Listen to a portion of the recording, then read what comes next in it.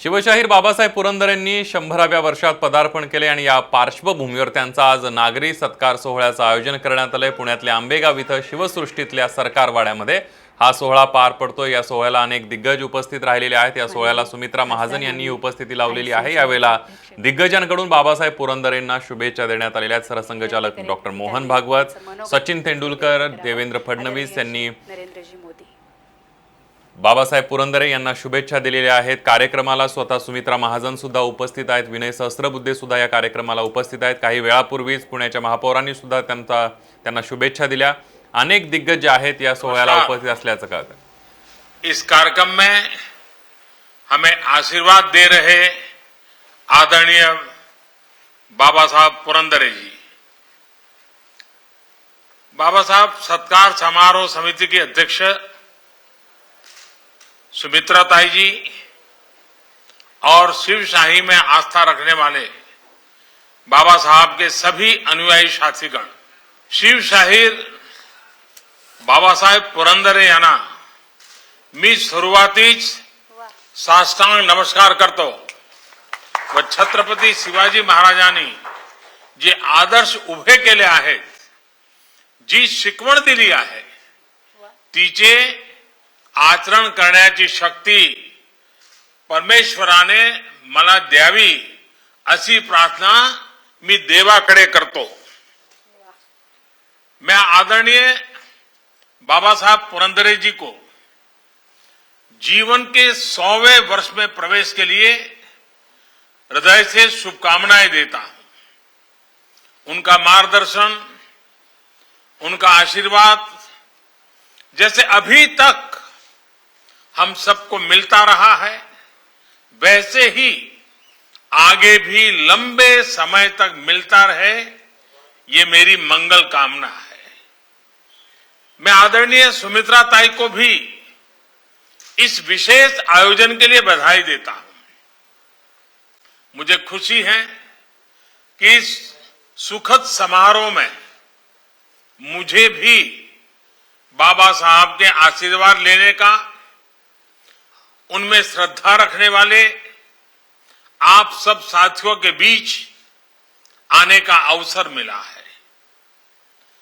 मैं पूरे देश में बाबा साहब के अनेकानेक अनुयायियों को भी इस पुण्य अवसर की बधाई देता हूं।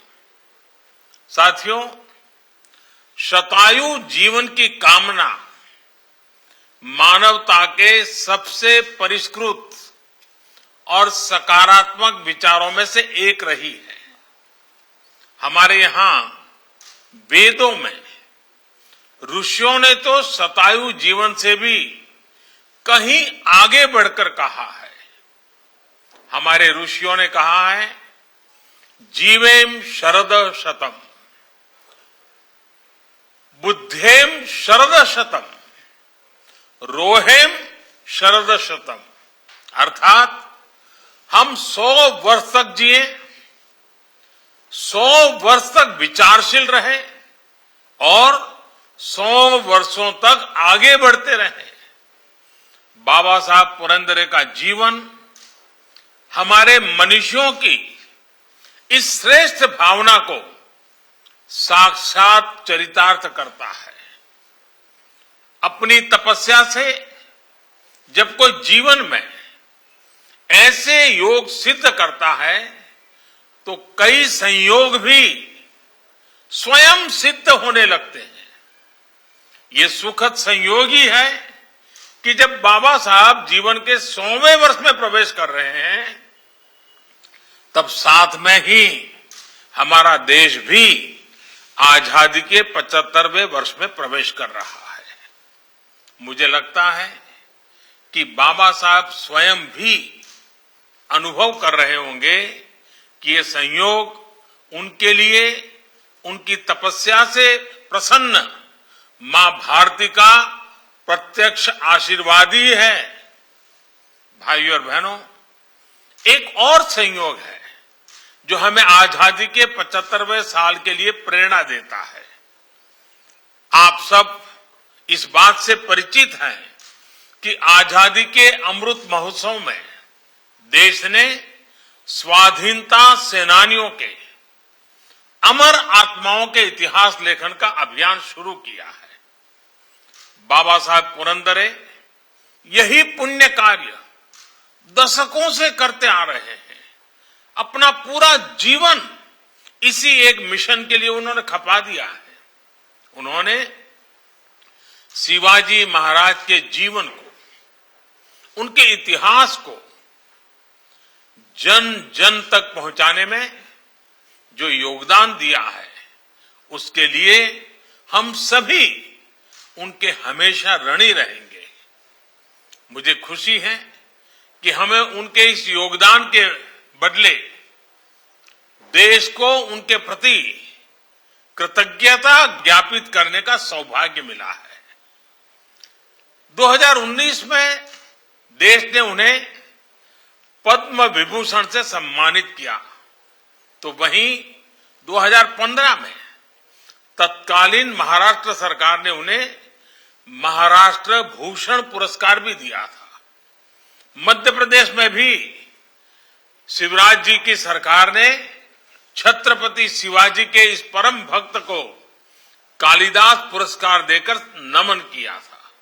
साथियों, छत्रपति शिवाजी महाराज के प्रति बाबा साहब पुरंदरे जी की इतनी भक्ति यूं ही नहीं है। शिवाजी महाराज भारत के इतिहास के शिखर पुरुष तो है ही, बल्कि भारत का वर्तमान भूगोल भी उनकी अमर गाथा से प्रभावित है। ये हमारे अतीत का, हमारे वर्तमान का और हमारे भविष्य का एक बहुत बड़ा प्रश्न है कि अगर शिवाजी महाराज न होते तो क्या होता।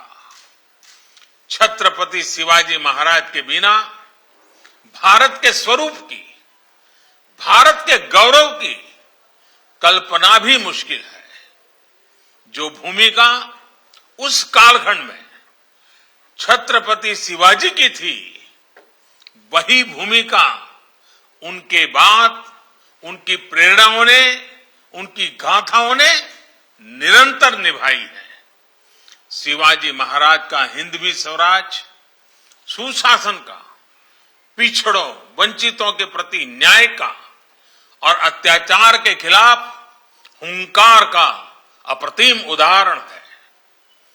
वीर शिवाजी का प्रबंधन, देश की सामुद्रिक शक्ति का इस्तेमाल, नौसेना की उपयोगिता, जल प्रबंधन, ऐसे कई विषय आज भी अनुकरणीय है।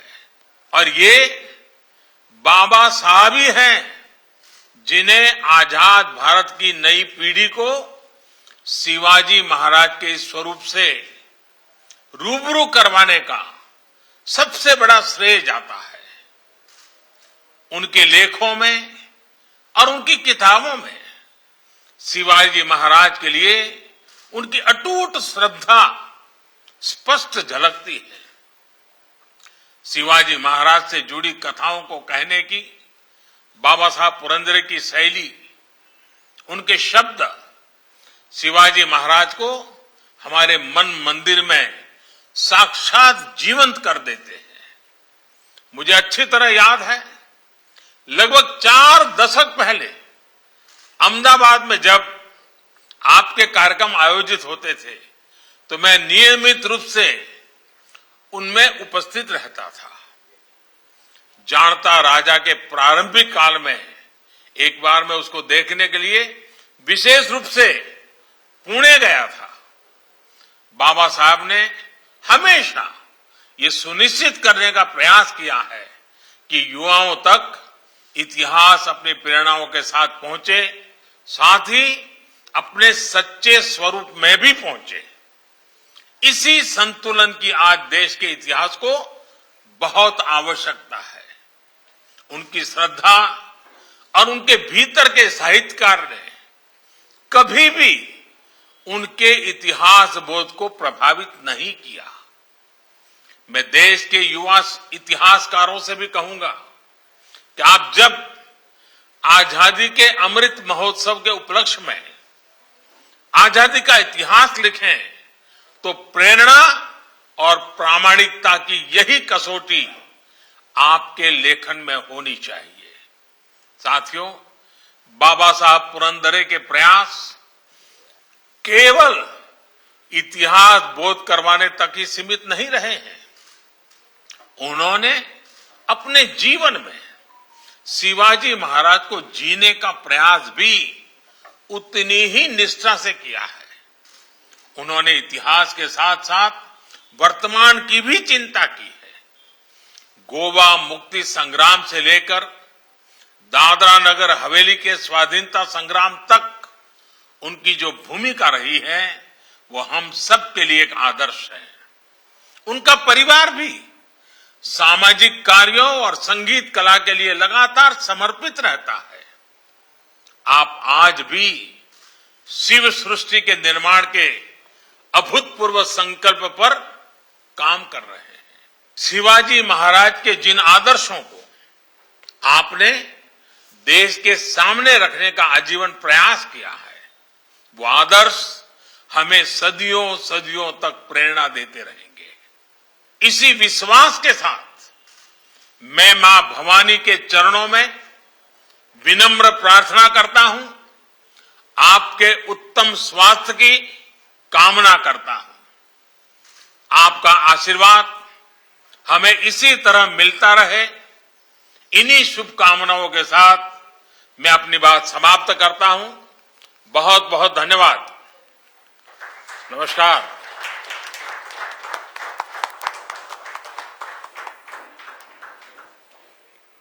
आपल्या सगळ्यांच्याच वतीने आणि समितीच्या वतीनेही त्यांचे मनापासून आभार मानूया माननीय पंतप्रधान साहेबांचे की त्यांनी इथे येऊन मनोगत व्यक्त केलं। यानंतर ज्यांच्यासाठी आपण सगळे जमलो आहोत आणि ज्यांना ऐकण्यामध्ये आपल्याला धन्यता आपण सगळ्यांनीच मानलेली आहे असे शिवशाहीर बाबासाहेब पुरंदरे। पण आपण सगळेच बघताय एकतर वयाची 100 हा विषय, दुसरं काही दिवसांपूर्वी त्यांची तब्येतही बरी नव्हती, त्यामुळे आज इथे लाईव्ह मनोगत व्यक्त करायच्या ऐवजी त्यांनी आपल्याकडे त्यांचं मनोगत दिलेले ते व्हिडिओ स्वरूपामध्ये आपण इथे दाखवणार आहोत। त्यामुळे बाबासाहेब आपल्या समवेत आहेत आणि सोबत त्यांचं मनोगतही आपल्याला इथे ऐकायला मिळणार आहे। तर आजच्या निमित्ताने या सत्काराला उत्तर म्हणूया किंवा या सोहळ्याच्या निमित्ताने म्हणूया, खुद्द बाबासाहेबांच्या मनात काय आहे याचा एक त्यांच्या मनोगतातनं जाणून घेऊया आणि बाबासाहेबांचा व्हिडिओ प्लीज।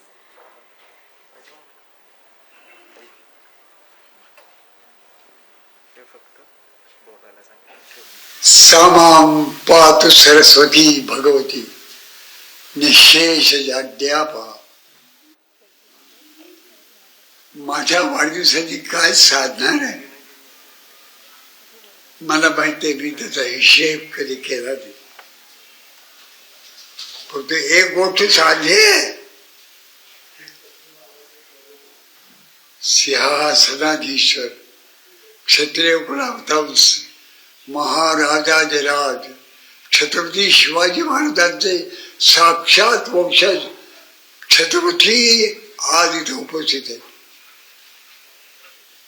त्याची उपस्थिती हा केवढा मोठा आशीर्वाद आहे। भवानी देवीच्या 8ही हातांनी तर मला आशीर्वाद मिळतोय असं मला वाटतं। आज त्याच्या उपस्थितीत आगी या सगळ्या भाग्यवंत आहेत। मी अभिषेक, मला स्वतःला अभिषेक होतो की काय असं लोकांत भास होत। मी आज खरोखर अत्यंत अत्यंत भाग्यवान आहे। ओळखत भारताचे पंतप्रधान हे शब्द उच्चारतानाच कैवर येतो की स्वतंत्र भारताचे स्वतंत्र पंतप्रधान आम्हाला आमच्या आयुष्यात पाहता आले, मागच्या पिढीला पाहता आली नाही। त्यांची उपस्थिती या कार्यक्रमाला लाभली। मी आणखी कोणतं भाग्य मानू, कोणता म्हणजे आयुष्याचा भाग्याचा दिवस आता येतो खरोखर आहे। डोळे आनंदाने ओले होतात। खूप खूप आनंद की नरेंद्र भारताचे पंतप्रधान माझ्या या कार्यक्रमाला शुभेच्छा आशीर्वाद देण्याकरता लागले. केवढे वाक्य महाग आहे, हे महाग वाक्य मला लागलं. आणि दुसरं तर तेही असंच आहे, राष्ट्रीय स्वयंसेवक संघाचे सरसंघचालक पूजनीय मोहनजी भागवत हे या कार्यक्रमाला उपस्थित आहेत. आपल्याला एक गंमत सांगू का?